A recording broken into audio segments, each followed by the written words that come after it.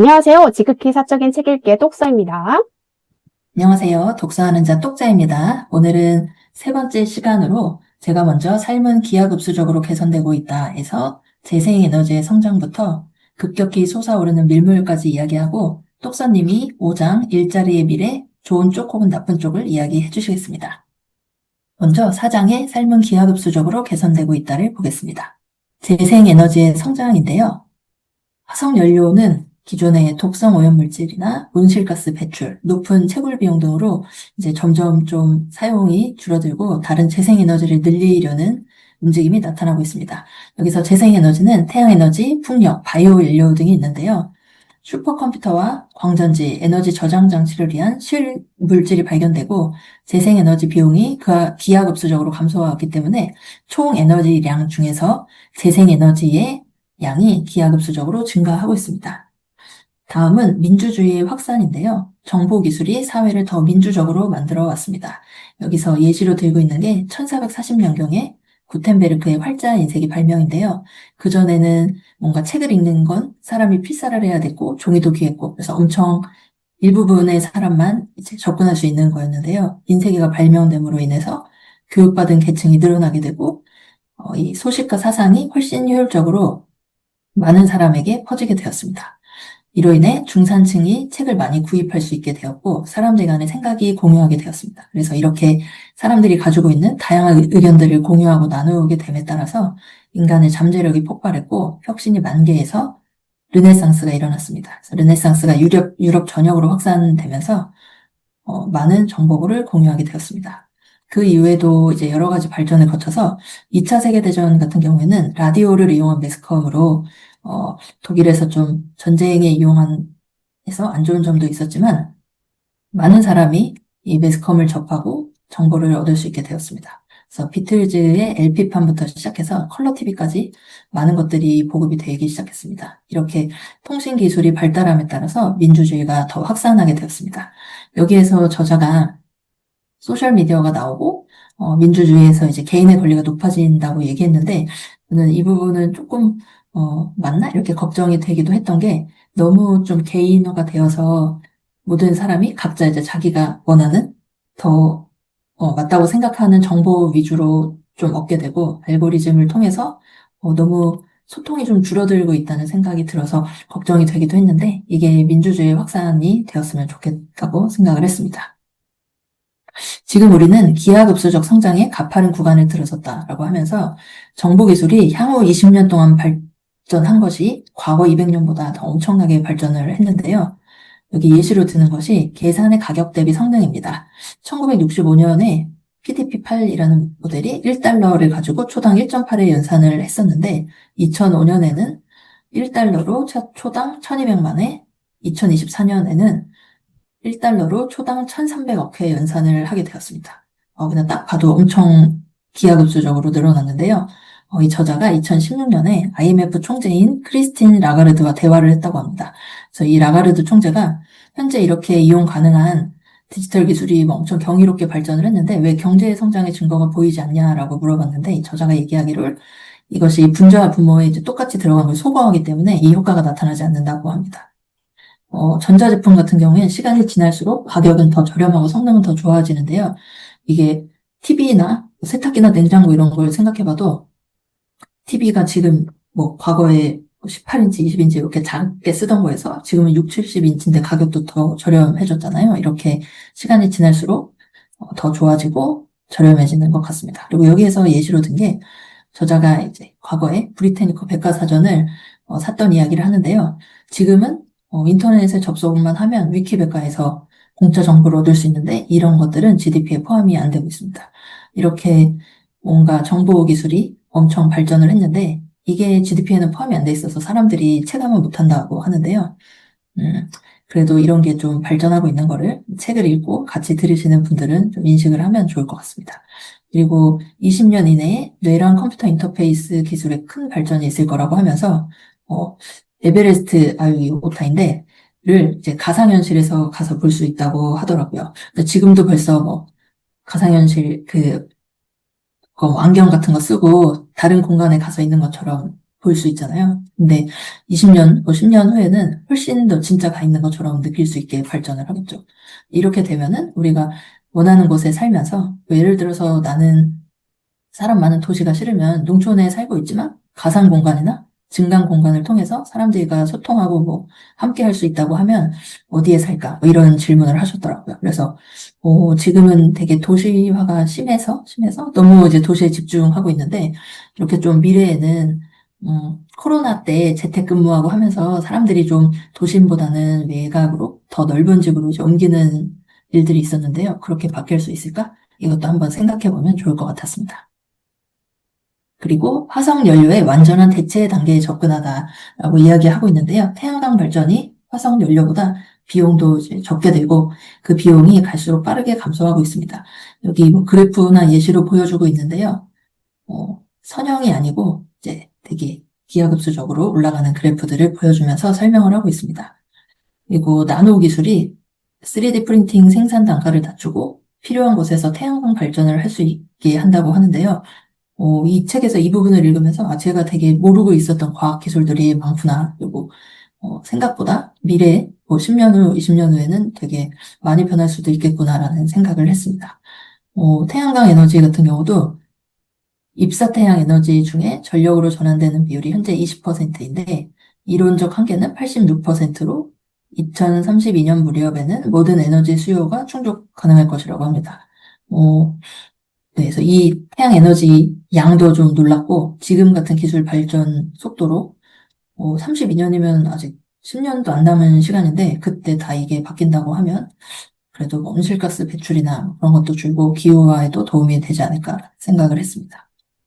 그래서 2041년 무렵에는 재생에너지가 전 세계 전력을 충당할 거라고 하는데요. 이 저자가 과거에 2005년에 쓴 책에서도 2022년에 이렇게 변할 것이다라고 했는데 그때는 사람들이 그게 되겠어라고 생각했는데 실제 이루어진 게 많잖아요. 그래서 이 에너지가 대체가 되면 좋겠다라고 생각을 했습니다. 다음 챕터는 모든 사람에게 깨끗한 물을인데요. 1990년에 전 세계 인구 중 24%는 안전한 식수원을 사용 못했는데 현재는 10% 수준으로 줄어들었다고 합니다.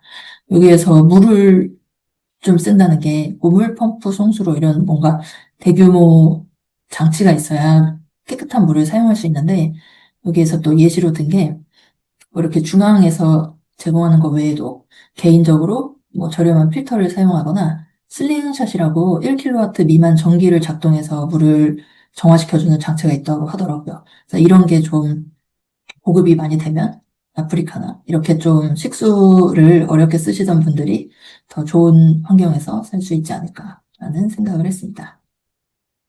다음은 수직 농업과 토지 해방인데요. 이 부분이 되게 신기했어요.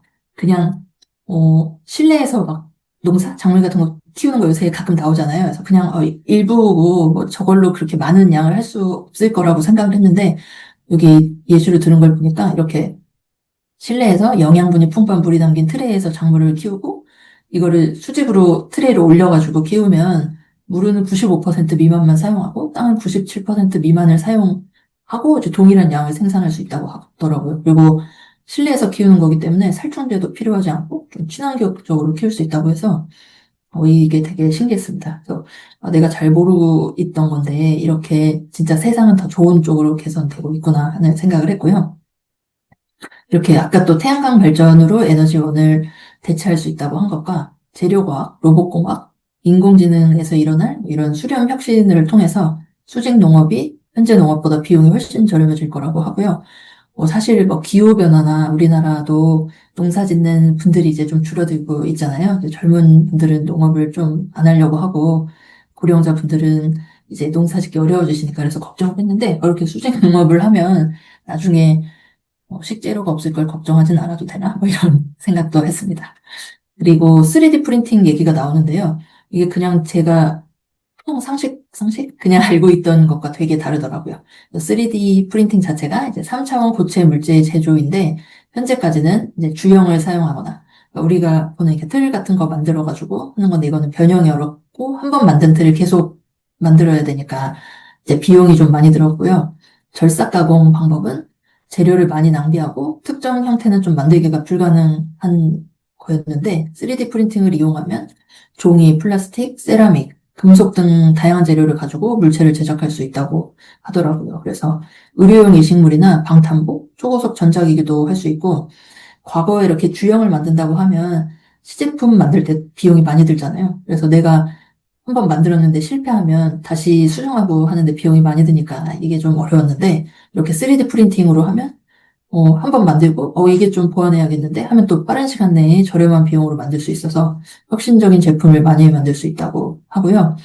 이게 3D 프린팅 그냥 내 근처에 있는 곳에서 하면 되니까 지금 예를 들어서 뭐 해외 직구를 한다고 하면 운송 비용이 되게 많이 들고 먼 데서 오는데 이걸 가까운 데서 할 수 있다고 하면 이런 비용도 되게 줄어들 것 같았습니다. 그리고 신체 기관 제작하는 내용도 나오는데 저희가 같이 노아의 종말을 봤잖아요. 거기에 나온 그런 노아를 극복하는 게 되게 먼 얘기 같았는데 이 부분을 읽으면서 가능할 수도 있겠구나 하는 생각을 좀 했습니다. 이렇게 3D 프린팅이 되게 혁신적인 부분이 있는데 지적재산권 보호 문제가 있다고 하고요.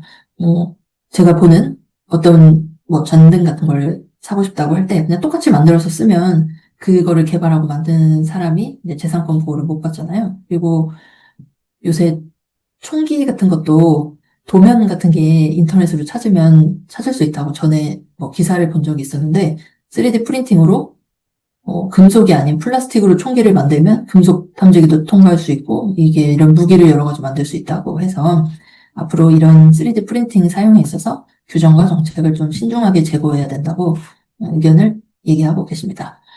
네, 3D 프린팅으로 만든 건물이 나오는데요. 우리나라에서도 3D 프린팅으로 시도한다는 뉴스를 본 적이 있었는데, 중국에서는 2014년도에 벌써 조립주택 10채를 24시간에 짓는 실험을 했고, 한 채당 건축 비용이 $5,000 미만이라고 하더라고요. 그래서, 그러니까 내가 꼭 도심지에 살아야 되는 게 아니라고 하면 되게 저렴한 비용으로 주택도 가질 수 있구나. 그리고 공사기간도 단축되고, 주택 가격도 훨씬 낮춰질 수 있구나. 이런 걸 알게 되었습니다. 2030년경에 우리는 수명 탈출 속도에 도달한다고 하는데요. 수명 탈출 속도가 1년이 지났을 때 남는 수명이 이제 1년이 넘는 거라 뭔가 나이가 들면은 사망하는 연령에 점점 가까워지는 게 아니고 점점 늘어나가지고 뭔가 더 오래 살 수 있는 걸 이야기하더라고요. 좀 와닿지는 않았지만 1971년에 DNA의 뉴클레오타이드 염기설 분석이 최초로 이루어진 시점에서 50년이 지금 지났는데 2003년에는 인간 게놈 프로젝트가 완성됐고 현재는 훨씬 많은 발전이 일어나서 앞으로 이제 가파른 상승의 시작에 와 있다고 저자가 이야기하고 있습니다. 2020년대 말경이라고 하면 앞으로 4, 5년 정도 남은 것 같은데요. 이때만 돼도 임상시험 기간이 현재 몇 년이 걸리는데 몇 시간 만에 안전성과 유효성 데이터를 내놓을 수 있을 것이라고 예측하고 있습니다. 이렇게 의학과 수명 분야에 있어서 선형이 아니고 기하급수적으로 발전이 일어나서 2023년대가 되면 의료용 나노봇으로 건강혁명이 일어날 것이라고 합니다. 대사질환 치료도 가능해지고요. 우리가 생각하는 질병과 노화 과정 대부분이 극복될 것이라고 예측하고 있습니다. 네, 이 부분을 읽으면서 그 노화의 종말 부분이 정말 이루어질 수 있는 건가 하는 생각이 좀 들었고요. 이렇게 저자가 말한 2045년경이 되면 생물학적으로 신피질을 클라우드로 증강해서 우리 자신을 백업할 수 있다고 하면 나는 사망했지만 다시 살아날 수 있다고 하면 어떻게 될 것인가 이런 얘기를 하면서 2040년대 중반에 이제 특이점이 현실화되면 어떻게 될 것인가 생각을 해보는데요. 우리가 그냥 생각하기에 이런 기술이 되게 발전을 하면 비쌀 거다. 그래서 일부 부자들만 사용할 수 있을 거다. 이런 생각을 하는데요. 저도 뭐 노아의 종말이나 이 책을 읽으면서 이런 거 하려면 돈을 많이 모아야 되나? 그래서 그런 생각을 했는데 저자가 이제 휴대폰이 보급된 걸 예시로 들면서 그때가 되면 기술은 훨씬 발전하는데 비용은 줄어들어서 모두가 소유할 수 있을 것이라고 이야기하더라고요. 그래서 조금 희망이 생겼습니다. 이 장의 마지막에 급격히 솟아오르는 밀물이라는 장으로 이야기를 하고 계시는데요. 지난 200년 동안 정보기술로 인해서 우리가 앞에서 봤던 문해율과 교육, 기대수명, 깨끗한 에너지, 빈곤, 폭력, 민주주의 등의 엄청난 개선이 이루어졌잖아요. 100년 전이라고 하면 1925년이니까 일제의 치하이고 그때 우리의 삶을 생각해 봤을 때 지금의 모습은 진짜 상상도 할 수 없는 모습이잖아요.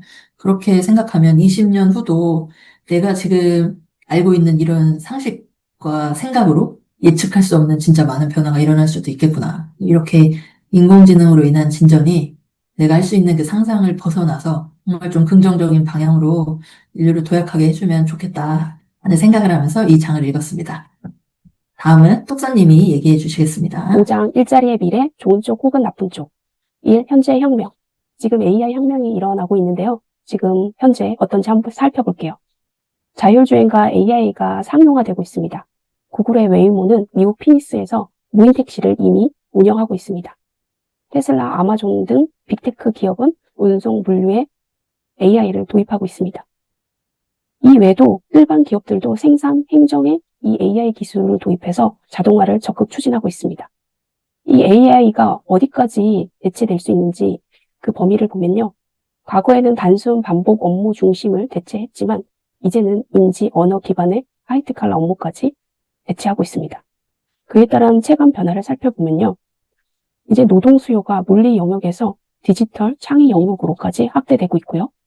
이에 따라서 실업이 많이 발생하고 있어요.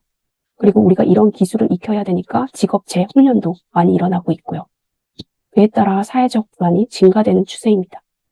커즈와일은 이렇게 말합니다. 기술은 인간의 노동을 빼앗는 동시에 더 높은 차원의 문제를 다루게 만든다. 인간의 노동을 뺏고 있는 실정이고요. 지금은 더 높은 차원은 뭐를 말하는지 잠시 후에 살펴볼게요. 이렇게 AI는 우리의 일자리를 파괴하고 있는데요. 반면에 일자리를 파괴함과 동시에 창조도 하고 있습니다. 여기에서 핵심 메시지는 역사적으로 사라지는 일자리보다 새롭게 생기는 일자리가 더 많았다고 얘기를 합니다. 역사적 패턴을 보면요. 농업에서 제조업으로 갈 때 농업의 일자리는 줄었지만 제조업의 일자리는 늘었습니다. 그리고 AI 등 이런 기술의 발전으로 제조업의 일자리는 줄었지만 그에 따른 서비스업, 정보산업, 이쪽의 일자리는 점점 늘고 있습니다. 즉, 파괴와 재편, 창조를 순환하면서 반복하고 있습니다. 생산과 고용의 분리를 보면요. 자동화로 제조업의 생산성은 최고치를 나타내고 있습니다. 반면에 거기에 투입되는 노동시간은 점점 줄고 있고요. 제조업의 종사자 비중 역시 감소하고 있습니다. 부의 총량은 증가했지만 분배의 문제는 심화되고 있습니다. 평균 소득은 증가하고 있어요. 하지만 중위소득은 정체되어 있습니다. 이 말이 무슨 얘기냐면 결국엔 상위 클래스에 있는 사람들이 이 기술 발전의 혜택으로 부를 다 가져간다는 얘기입니다. 즉, 분배 불균형이 심화되고 있습니다. 기술의 문제가 아니라 기술의 혜택을 누가 받느냐라고 얘기를 합니다. 기술의 변화가 더 많은 일자리와 부가가치를 창출했습니다. 그 원동력이 뭐냐면 바로 교육과 인간의 적응력이었어요.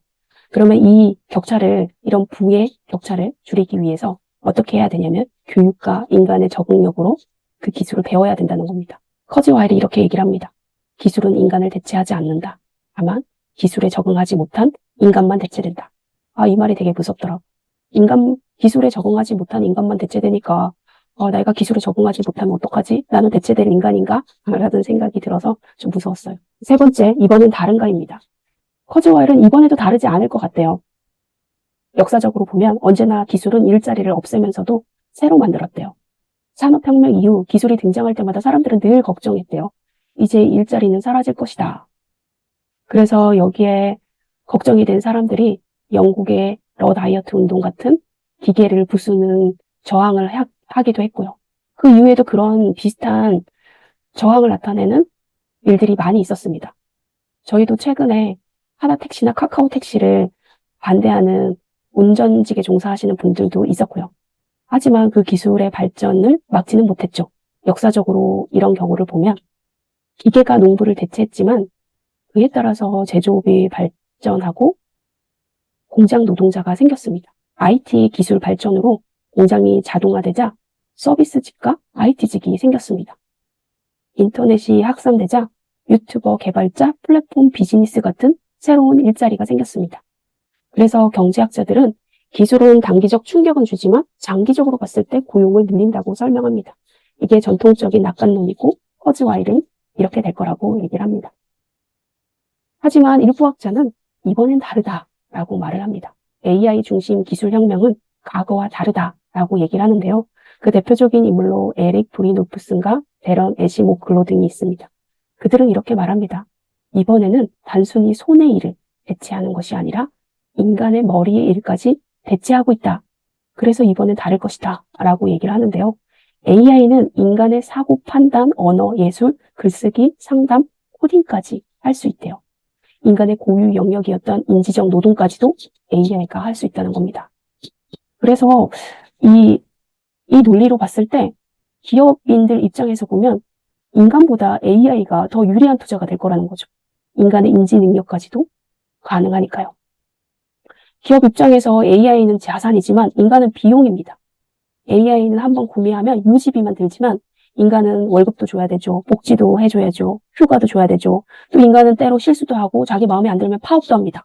이 같은 지속적인 비용이 발생하는데 굳이 인간을 쓸 이유는 없죠.